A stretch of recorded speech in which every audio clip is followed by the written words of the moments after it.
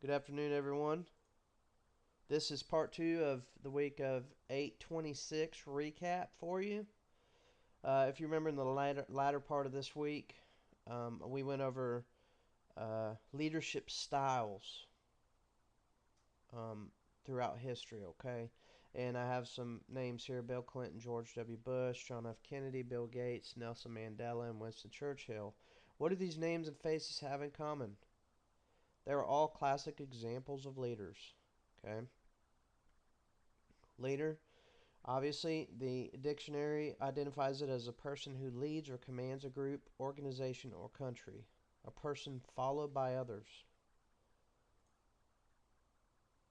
There are many leadership styles as there are leaders. However, the three main styles of leadership are autocratic, democratic, and laissez faire, which actually translates to free rein. Some of the iconic leaders who have modeled these leadership styles include Nelson Mandela, Martin Luther King Jr., and Adolf Hitler. Autocratic leadership. This is a leadership style that invokes making managerial decisions without consulting others. A good example of this would be Steve Jobs. Obviously, he had great structure and he had a great hierarchy in his organization. However, he was still the main to do person when it came to finalizing any products, especially in the early years of Apple. Okay? Establish chain of command and a clear division between the leaders and followers. Group leaders dictate all the work methods and processes. And finally, group members are rarely trusted with decisions or important tasks. The pros and cons of autocratic leadership. Obviously, the pros are during urgent circumstances, in times of stress and emergency, and where there's lack of direction. These are times when an autocratic leader shines. Catastrophic events such as 9/11, um, all kinds of events throughout history. We've had people that have come forward, whether it was law enforcement or first responders, etc., that really took the helm of leadership and helped make things better. You know, obviously the cons, that can create an environment of fear and resentment, and individuals aren't able to voice their opinions. So in this situation, you want to use Adolf Hitler as a good example. Saddam Hussein, people didn't have a voice. If you tried to stand up against an autocratic leader and they felt threatened, obviously they would create an environment of fear and resentment. Democratic leadership, this type of style of leadership is often considered the most effective. Team agreement matters when they can consult the team during the decision making process. Uh, a democratic leader welcomes team input before making a decision. Creativity is encouraged and rewarded, and they often produces a higher quality of work. Okay, obviously the United States is based on a democratic leadership. It's a very good example of it. The pros and cons of democratic leadership. The pros: creative solutions to problems, group decision making and problem solving duties are shared, and encourages team building and participation.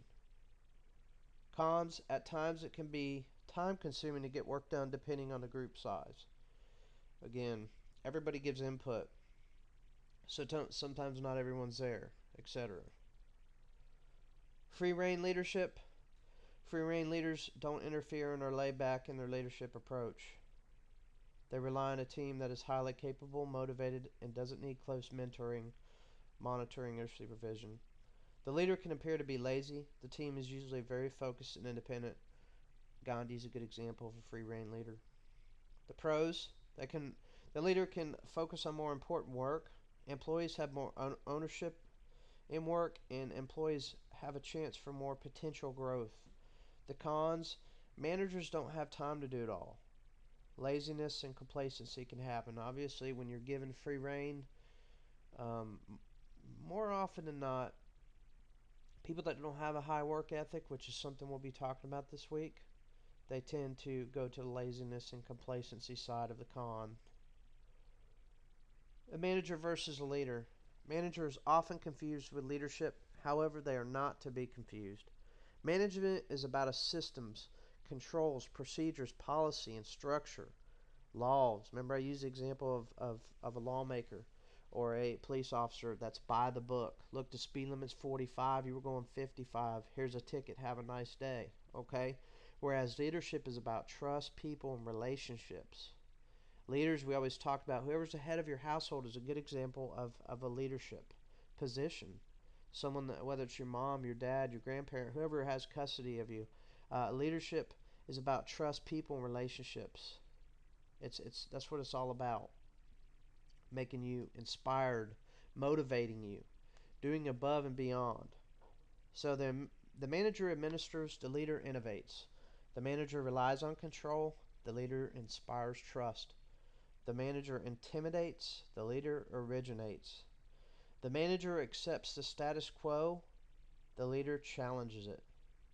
The manager does things right, the leader does the right thing. So you get a good idea now of the difference between a manager and a leader. The test scores, obviously, for the quiz we had on Friday really weren't that bad. In regards to the question of manager versus leader, overall, the majority of you got the answer right, so that's good. Role of a manager: controlling and problem solving, effective action, and planning and budgeting, while the role of a leader is promoting change, meaningful action, and setting a direction. In summary, there are autocratic, democratic, and free rein. These are the three main styles of leadership. They each have pros and cons and can be beneficial or detrimental depending on the situation. Though the manager is often looked upon to be the leader, they aren't. A leader is a completely different role with different responsibilities. Thank you for watching.